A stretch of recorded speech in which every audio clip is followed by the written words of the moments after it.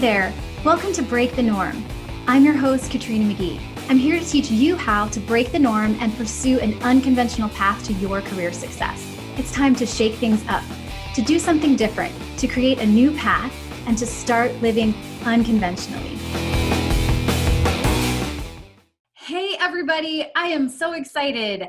Today we have a really super special guest on the Break the Norm podcast. Her name is Belinda Smith. Belinda Smith is a spectacular human being, but she's most especially on the podcast today because we talk about following an unconventional path to your career success. And Belinda is a great example of the success you can achieve and sort of the personal impact and fulfillment you can have when you're willing to follow an unconventional path.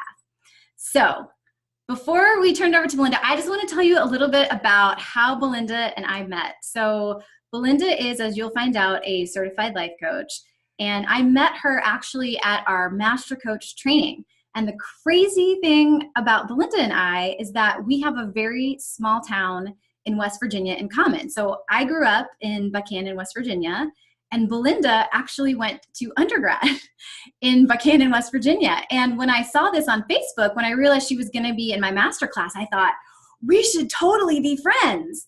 Except that Belinda is a singer-songwriter living in Nashville doing cool stuff. So there was a little bit of like, is she going to think that I'm just a groupie trying to friend her on Facebook? I don't know. And if I'm being honest, it took Belinda a little while to accept my friend request. So I was all like, I don't know, is Belinda going to like me? Is she not going to like me? I don't know. And when I met her in person in Louisville on our first day of training, I was like, oh my God, it's Belinda. I'm going to go say hi to Belinda. And then once you meet Belinda, it's over, right? Like she's one of the coolest people we've ever met. She'll keep you in stitches. She's hilarious. But as I also came to discover, she's an incredibly fierce female that is ultra serious about making shit happen and getting stuff done. And I just love her so much. So I'm so excited, you guys, that she was willing to come on the show today and excited to be a part of it. And I'm so excited to share more about her and her story. And I'm going to start, Belinda, by reading your bio, and then I'll let you say hi, okay? Okay. So, West Virginia native Belinda Smith is an accomplished songwriter, performer, and creative mentor, recognized as a talented force in the Nashville music industry and beyond. A Dove Award-winning and Grammy-nominated writer, y'all. Belinda has seen hundreds of her original songs recorded by renowned artists, including 6 number ones and numerous award-nominated hits. She's also written several title songs for musicals and released her own Christmas musical, Once You've Seen the Star, in 2016. Belinda's own gifts as a vocalist, pianist, and performer help her craft songs that others want to record. She's frequently featured at popular venues such as the world-famous Bluebird Cafe and has been spotlighted on NPR's Mountain Stage Radio. As if that's not enough, Belinda is also a certified life coach and certified in the BEAR method. Through her work with unhookedlife.com, she's a mindset coach focused on helping female entrepreneurs make empowered decisions, persist, and choose self-acceptance. Belinda is passionate about living with purpose, and she thrives through helping her clients do the same. Fun fact about Belinda, she lives in Nashville with her 4 dogs. That's right, y'all. 4 dogs. Welcome to Break the Norm, Belinda. I'm so excited to be here. I'm so excited to be here. Thank you so much for having me. And I'm sorry it took a while to get your friend request. I don't remember. Because I think I accepted it as soon as I saw it. But, yeah. Well, we'll never know, Belinda. There is no record of you clicking the accept button, so we'll never know. I'll just have to take your word for that. That's hilarious. So, Belinda, I want you to start by telling us a little bit about yourself. I especially want to know kind of, a little bit about you growing up, but especially about what your first sort of job was, like how you got started in employment in general. And did you immediately jump into songwriting? Is that something that was running parallel to other things? Like, we want to hear a little bit about your story. Oh my. Well, I grew up, as you said, in West Virginia, preacher. And so that, in my particular case, meant we went to church 30 times a week, essentially. And I learned how to play the piano, so I became like the music department in our little country church. So I was not allowed to not pay attention to the sermons, but I was allowed to take notes. And so, of course, that turned into me, no offense, being bored. We really had to, just anytime the church doors were open, not really 30 times, I would get bored, and no offense, Grandpa, and I would start trying to write stuff. And then I got to where, oh, maybe I could make a song out of a sermon. And that's kind of how I started writing songs, was literally just, it's terrible to say, but just being bored, being a bored kid in church. And so I'd write these songs. And so that came about, started when I was 12 or 13. I was, could just do music. So I was involved in all of that. Had an opportunity to go on the road right out of high school. And my dad was adamant that I got an education. Dad was right. Oh, I hate that. He was correct. So I went ahead, got my undergrad. And after that, there's a whole lot of sort of glamour around being a starving artist. I never found that. And I never thought that would be glamorous. I was like, I like to buy stuff and travel. So I like to buy groceries. Yeah, like I didn't want to live in my car, and I didn't want that to be part of my story. I was not interested in that. And I actually I got involved with the Social Security Administration and got a job there, straight out of college in West Virginia, and worked there for about a year, and then was offered a transfer to Nashville. So it was a super weird little thing, but I was always very concerned about having health insurance, very concerned about paying my bills, having enough to live on. Yeah. Songs. So, and what were your parental influences on that, right? So were they kind of like, did they understand your dreams of songwriting and fully support that? Did they think it was more of a hobby? Like, how were they as far as, you living sort of a conventional career? They were not opposed to my face, well, except Mom. They wanted me to write songs. They wanted me to do it. They just didn't want me to be stupid about it. Now, when it came to moving to Nashville, Jesus take the wheel. It was a whole other situation. Even my mom said a few months ago, she got her old journals out and she was reading through them, and she said, I was just really dramatic during that time. I was like, you were a brat.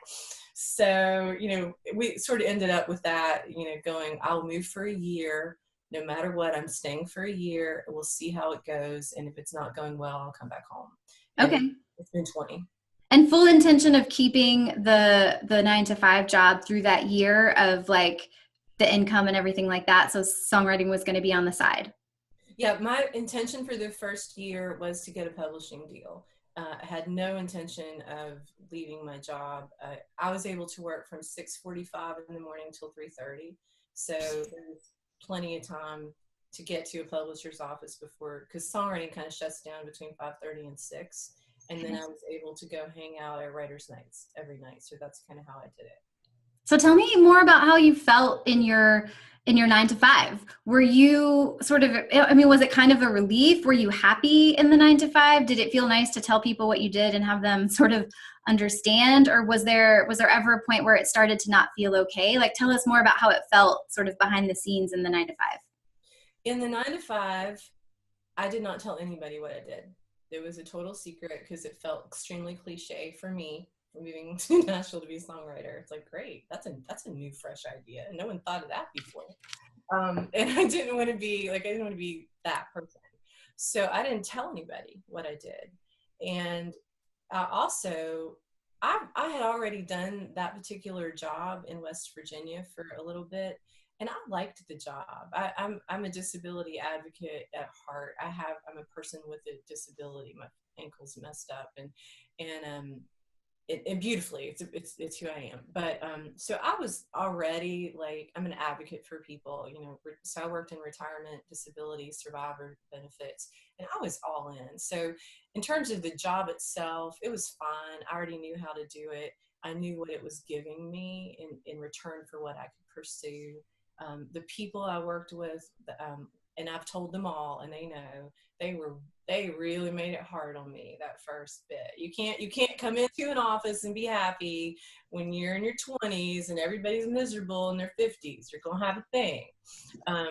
Eventually they'll forgive you, but going to be tough at first, but yeah. So at first, I will tell you, it was a really good marriage. The hours, the time I could work ahead and get off, and it was a great marriage. I have no regrets about it.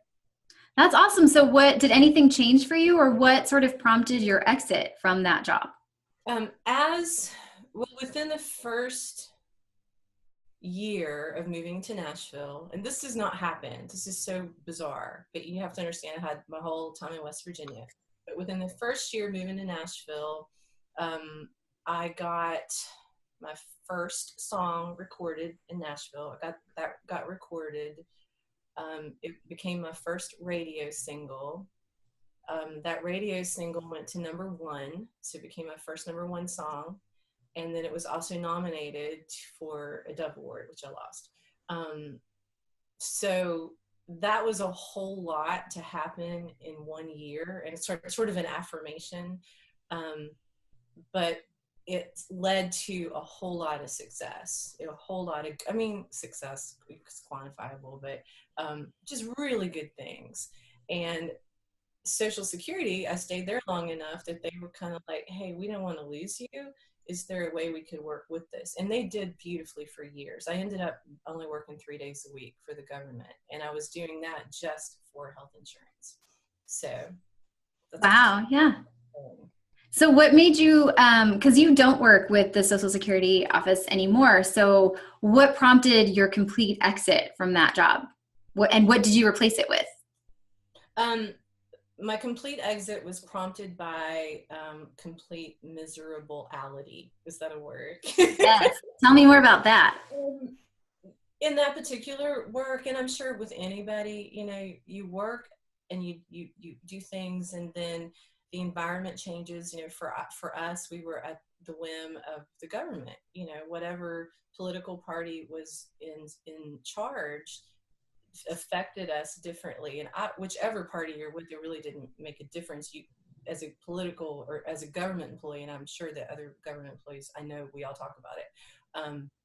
If one party is in, you're going to have this set of challenges in the workplace. If another party is in, you'll have this set of challenges. It's just the nature of the beast. With us, we lost so much funding, and the work became so demanding. And I also say that people changed in that I was there for a total of 18 years, and working with the public went from, dealing with people who were so lovely and so respectful and so kind to people who were really angry pretty much all the time. I got death threats. Death threats were just like a norm. I'm like, okay, another death threat. What you got? What's it going to be this time? When you hit that, so what kept you there? Like, I feel like after my first death threat, I might be, not that I want people to be able to run me out of anything, but if I wasn't in love with it, I might be reassessing and thinking, Am I allowed to say like the real thing that made me leave? Yeah, you are. That's what this show is all about, Belinda. Okay, it's about real. Okay, so the death threats weren't really that big of a deal. I don't know why. When you deal with mean people. You're like, I really don't value my life. It doesn't. Well, I just didn't believe them. There were a few times when I had the guard walk me to the door, but I just didn't really believe everybody. I was like, whatever. I know you're mad, blah blah blah. But it was more. Oh, whoops. Not that that's not disrespectful, but I just kind of felt like, I don't know, people just are letting off some steam sometimes. I know that sounds so funny when I say it back. I'm like, oh, death threat, whatever, but it's funny. It's not, but it is. It's us. The thing, okay, y'all, when you start praying for a sign, or however you do, I pray. You praying for a sign, should I stay or should I go? I want to tell you to take the first one, or even the third one or the fourth sign that you get to leave. Because here I was 18 years into it, totally successful in this whole other world, still worried about losing my health insurance, still praying for the sign. We've just discussed the death threats, and I'm still praying for the sign. And so finally one day I have a woman come in to the office, and I don't know what I'm allowed to say privacy-wise, but she got nailed. Oh, we lost you, Belinda. Repeat that. And to show her displeasure, ooh, am I back? That's okay, we're good. Yeah, just repeat. She got what? We nailed her in some activity she should not have been doing. And to show her displeasure, she raised her skirt and did a #2 in the floor. Okay, can we just pause on that? For anyone listening to the show, I just want to let you know your brain did not make things up. Belinda, could you just repeat that? I feel like I'm still trying to process that, but I want everyone to know like they really heard what they think they just heard. Actually, she lifted her skirt and did a number two in the floor. In the floor. And that was truly the moment when I was like, oh, I should have taken one of the earlier signs, not this one. And that was it. That was when I was like, I actually am made for something more. That And is a really great sign. I'm not sure how many people could miss that one.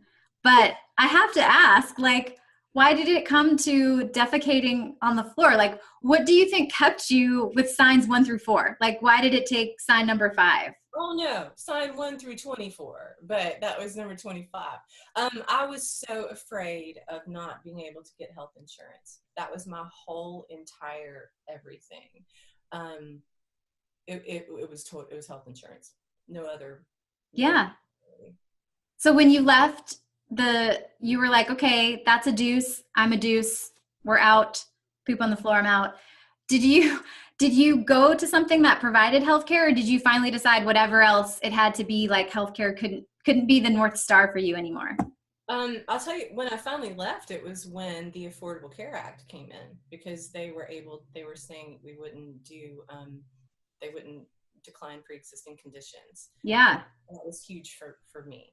So when I finally was able to go, I will say, and this is to anybody who is looking at, taking your earlier signs, realizing you're not in a position that makes you happy or fulfills you. Sometimes we do things that don't make us happy for other reasons, which I've explained.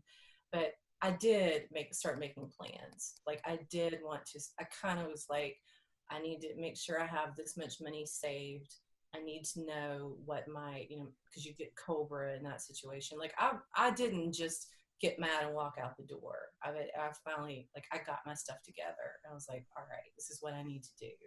And I kind of thought and hoped that I could go into disability advocacy, which is what I went into from that. And it was a logical step. I worked for Social Security for 18 years. I understood the system.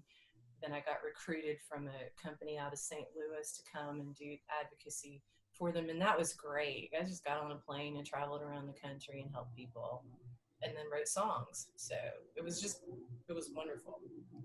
Yeah. So I'm just curious, Belinda, your path has been very different than my path, right? So you have this experience where your unconventional path has sort of grown over time and you've never abandoned your passions and interests, right? Like you still pursue those, you have success with those, but you've also been able to find space for something that's more traditional in that it fits what you need, right? So it's not like you're making this huge sweeping statement where you're like, I'm cutting everything out all at once. Would you say that's pretty accurate? Like you've sort of managed them both in a way that you're always checking for the balance and what works for you?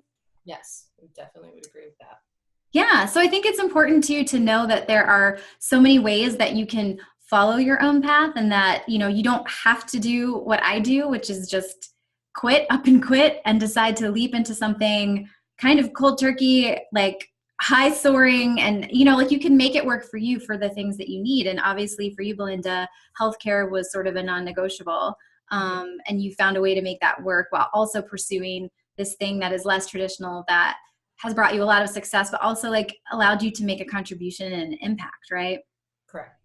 So tell us, so you do it your way, right? Which is sort of finding the balance, bringing things in, and maybe having some kind of collaboration of things that work for you. So what would you recommend to anyone listening if they're struggling, feeling like they're in the situation where they're living conventionally and sort of following the shoulds, right? So their career has become a should of well, this is what a good person does, or I'm scared to let go of these things, so I will keep this job. What would you recommend as a first step or first few steps they could take in the next day, week, month to kind of branch out, open themselves up, find some hope, find some inspiration, basically create space to allow for some unconventional / their own path to come in? Well, so I always, like health insurance was such an important thing to me. But I will be honest, a lot of that came from my upbringing. A lot of it is family influence. Should. That's what you, and I'm, of course, health insurance is super important. So don't y'all think Yeah. it's not. But what I would first is give yourself permission to think about what's possible. So everyone does not have to have that traditional path, and it can look like a lot of things. So it happened for me that I had all this bizarre training, who works for Social Security, and I was already an advocate. And so advocacy was already a passion.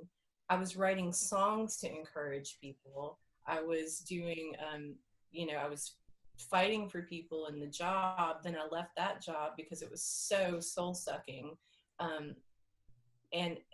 But okay, so initial steps is think about what's possible. Just give yourself some room to have a possibility, just to dream.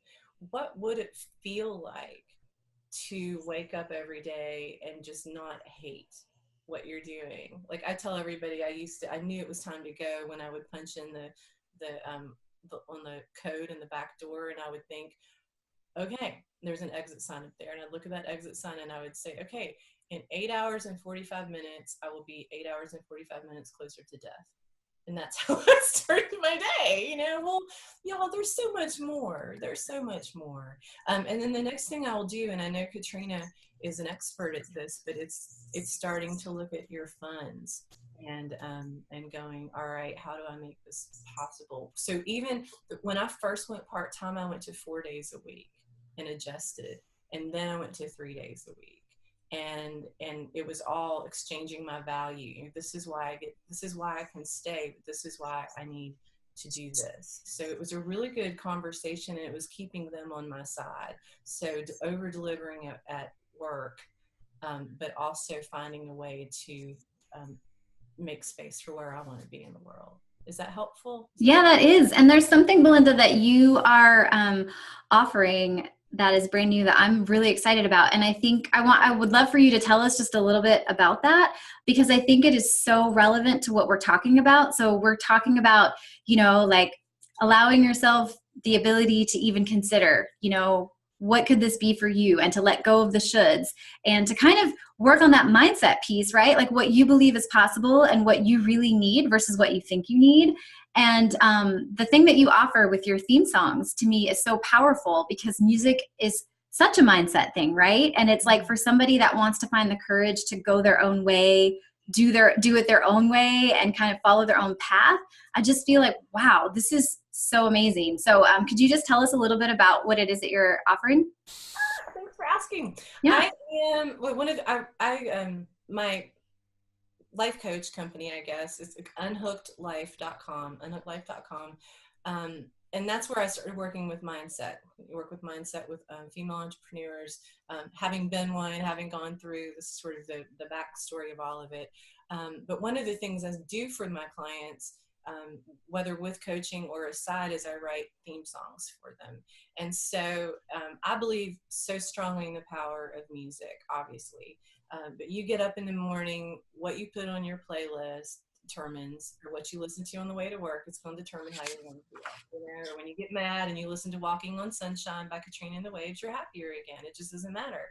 So I write songs for people based on them, based on how they want to feel. We look at some reference songs. I get into it. I interview people. I use your words. And basically, I give you your own dose of mindset. So whether it's, love, I've got one going on about love right now. I have one called I Will Hold You Up. I'm trying to think of, I can't even think of all the ones. Rise Up. Yep. But these are like messages that you hear every single day. And yeah, so I write the theme songs based on what you tell me. And I'm getting ready on Saturday to open up 8 slots for theme songs. So I don't know if y'all are interested, come over to Unhooked Life and reach out, and let's get a time to chat. Yeah, that would be exciting. So, Belinda, before I let you go, I have a pop quiz for you. It's just one question and it's not hard, so you can stop sweating. Just kidding, you're not sweating. You don't look sweaty. Okay, so here's my, you're like, what? Okay, here's my question for you, Belinda, with the great hair. Um, who was your biggest supporter during your unconventional transition, right? So in those moments where you want to leave the 9 to 5, or you want to transition into something that feels less secure, or you're ready to just make a break and go be an advocate, but at some point when you felt conflicted and that what you were doing was breaking the norm of what you knew, like who do you feel like was your biggest supporter in that process, or what, if it wasn't a person, like a book or whatever? Without question, it was my little brother. Without question. My little brother is also a writer. He's an English professor in Cambridge. So he also understands non-traditional paths, creativity, and had the same sort of be practical thing.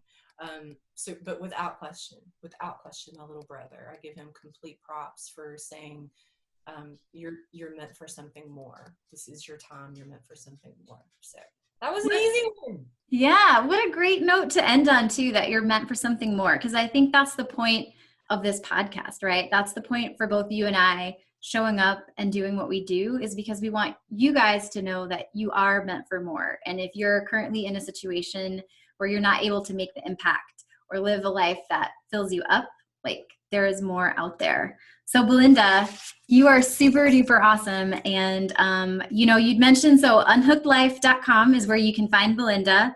Belinda, is there anything like anything else you want to part with? I feel like we've talked about some really great stuff. Are you good? I'm good. Thank you so much for having me. And I just love that you're doing this. There's no one more qualified as far as I'm concerned, because you're just the best. So yay. And I'm sorry again that I didn't accept your Facebook request fast enough. I forgive you, Belinda. We've come a long way. We've come a long way since then.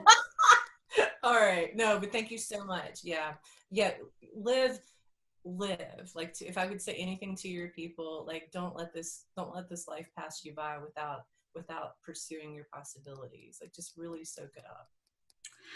Amen. So thank you so much, Belinda. We really enjoyed having you today. So for all of you out there, I hope this podcast really helped you have another great example of a person out there following their heart, doing the hard things, asking themselves the hard questions, and transitioning in a way to live their own life, follow their own path. I think that is where you have your greatest opportunity to make an impact, and not only on other people, but on yourself as well, and to live your purpose. And I feel like today I learned so many things, but I'm definitely taking away that tip to think about music as it relates to my mindset when I'm trying to amp myself up and creating my playlist. But I really love what Belinda had to say about considering opening yourself up to the possibilities. I think sometimes they don't even feel possible. And if you can ground yourself in a safe space and just dedicate a little bit of time to really thinking about what is possible for you, what you want, and maybe like letting go of the shoulds that you find intertwined in that, it can be so powerful. So just remember, when you're out there breaking the norm, it can be hard, but leading your best life is all about finding the strength and the courage to follow your own path. That's where you're going to find your greatest success and the most meaning and make your biggest impact. I hope you guys have a great day. See you next week.